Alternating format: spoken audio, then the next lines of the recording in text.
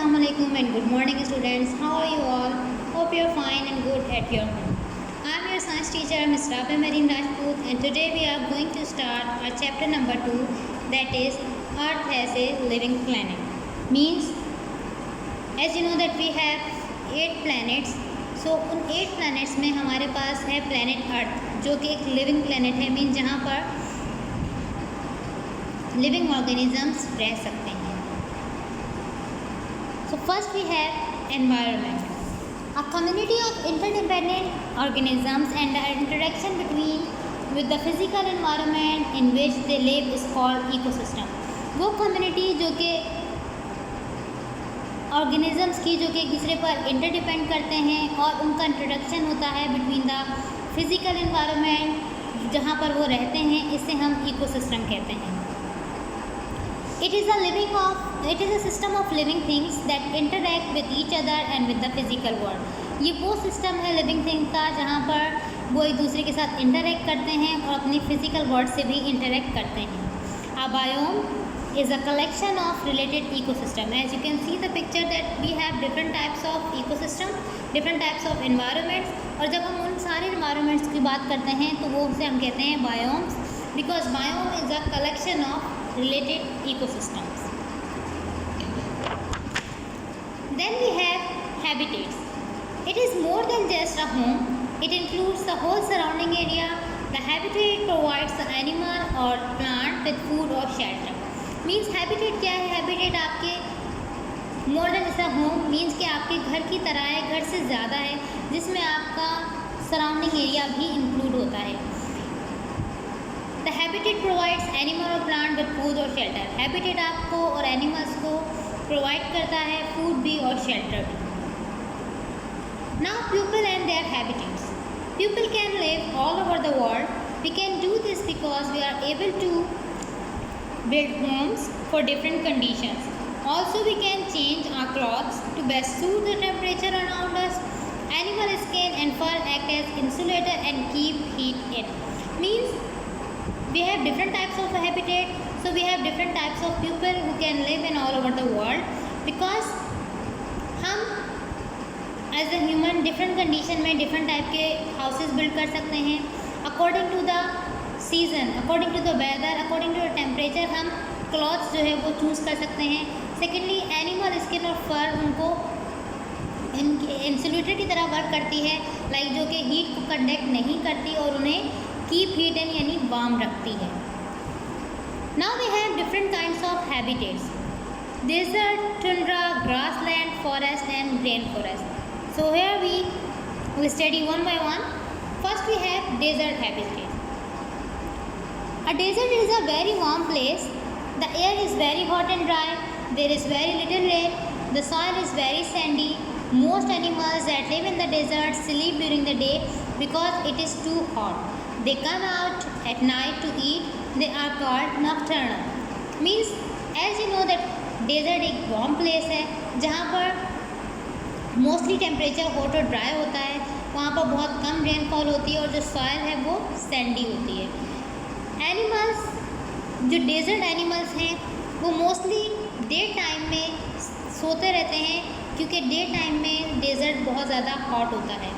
वो रात में निकलते हैं अपने फूड रिक्वायरमेंट को फुलफिल करने के लिए, और वो एनिमल्स जो रात में निकलते हैं फूड के लिए उन्हें हम नॉकटर्नल कहते हैं. Some desert animals burrow in the ground during the day. कुछ एनिमल्स जो डेजर्ट एनिमल्स हैं वो इन द डे टाइम अपने आप को ज़मीन के अंदर जो है वो रखते हैं. Many plants have thick leaves in the desert to retain water. और बहुत से प्लांट जो हैं वो वहाँ पर अब उनकी जो लीव्स हैं वो थिक हैं ताकि वो वाटर को एब्जॉर्ब कर सकें और उसी से अपनी वाटर की जो रिक्वायरमेंट्स हैं उन्हें फुलफिल कर सकें. The next we have rain forest habitats. A rainforest is an environment where rain falls almost every day. Rainforest वो environment है जहाँ पर mostly जो है वो हर दिन बारिश होती है.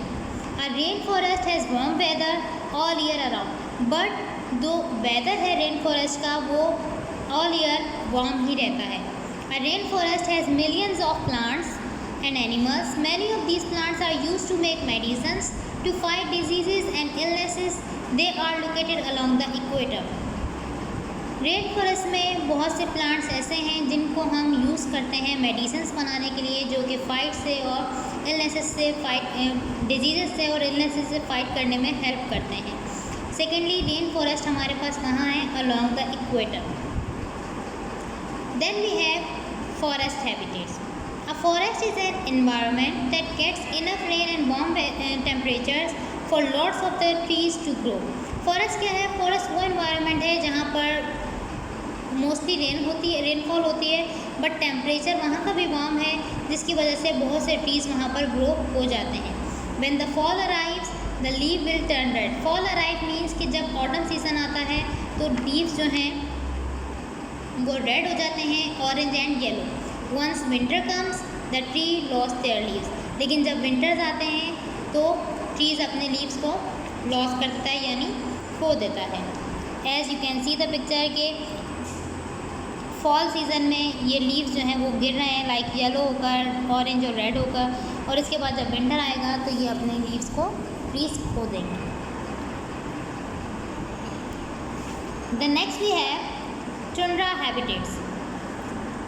A tundra is an environment that is very cold and windy.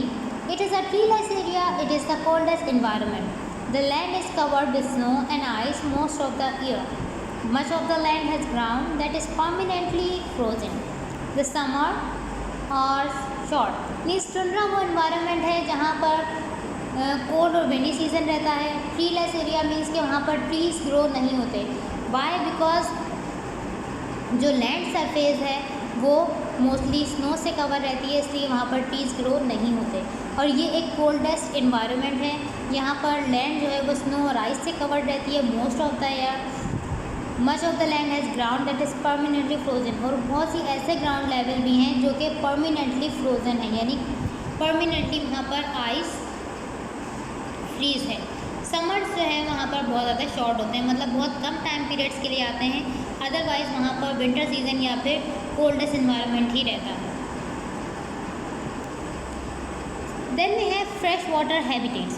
Fresh water habitats come in many forms including lakes, river, spring and wetlands. You might find frogs, ducks, beavers, turtle, dragonflies and many kinds of fish in freshwater habitat. Freshwater habitat में बहुत से forms आ जाते हैं, like हमारे पास हैं reverse हैं, lakes, springs हैं और वेटलैंड्स हैं।